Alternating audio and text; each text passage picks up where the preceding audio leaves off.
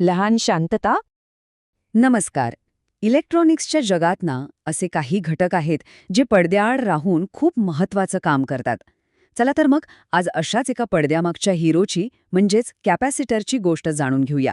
म्हणजे एकदम सोप्या शब्दात सांगायचं तर कॅपॅसिटरचं काम काय, तर ऊर्जा साठवणं आणि ती एकदम झटक्यात परत देणं. असं समजा की ही एक छोटीशी सुपरफास्ट रिचार्जेबल बॅटरीच आहे. बरं, तर आज आपण काय काय बघणार आहोत. आधी तर कॅपॅसिटरचं मूळ काम काय आहे ते समजून घेऊ.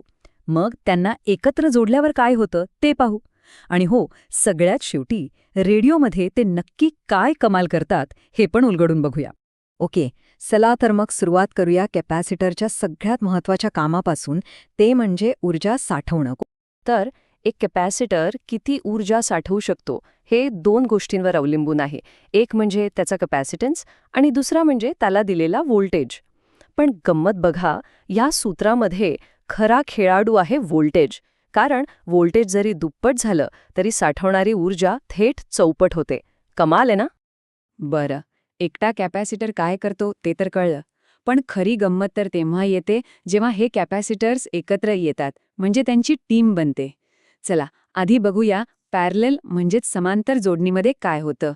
समांतर सर्किटमध्ये काय होतं, तर कॅपॅसिटर्सनं असं बाजूबाजूला जोडलं जातं.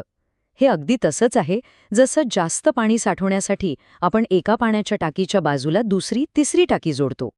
आणि मग होतं काय, तर या सगळ्यांची कॅपॅसिटी सरळ सरळ एकत्र येते, त्यांची बेरीज होते आणि तयार होतो एक मोठा शक्तिशाली कॅपॅसिटर.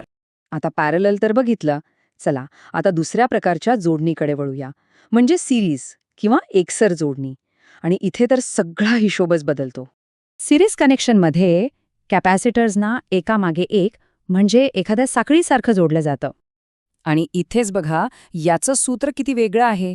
कारण सिरीजमध्ये जोडल्यावर एकूण कॅपॅसिटन्स साखळीतल्या सगळ्यात लहान कॅपॅसिटरपेक्षाही कमी होतो.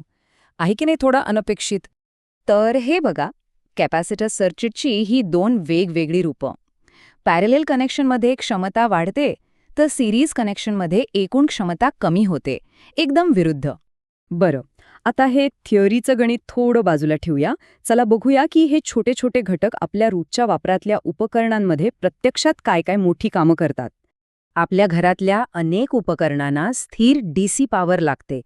तर पॉवर सप्लायमध्ये कॅपॅसिटर एका फिल्टरसारखं काम करतो. म्हणजे काय, तो व्होल्टेजमधले चढ उतार तो शोषून घेतो. जेव्हा व्होल्टेज जास्त असतं तेव्हा तो चार्ज होतो आणि जेव्हा व्होल्टेज कमी होतं तेव्हा ती ऊर्जा परत देऊन ती पोकळी भरून काढतो आणि आपल्याला मिळते एक सलग स्थिर वीज. यांचा अजून एक महत्त्वाचं काम म्हणजे सिग्नल कपलिंग. हे एखाद्या हुशार गेटकीपरसारखे वागतात. जे कामाचे एसी सिग्नल्स आहेत, म्हणजे ऑडिओ किंवा रेडिओ सिग्नल, त्यांना ते आरामात पुढे जाऊ देतात. पण जे नको असलेले डीसी व्होल्टेज आहेत त्यांना तिथेच अडवून ठेवतात.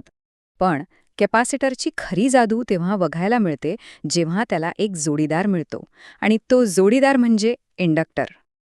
आणि या दोघांची भागीदारी एक अशी गोष्ट घडवून आणते जी आपल्या रेडिओ तंत्रज्ञानाचा आत्मा असं म्हटलं तरी चालेल.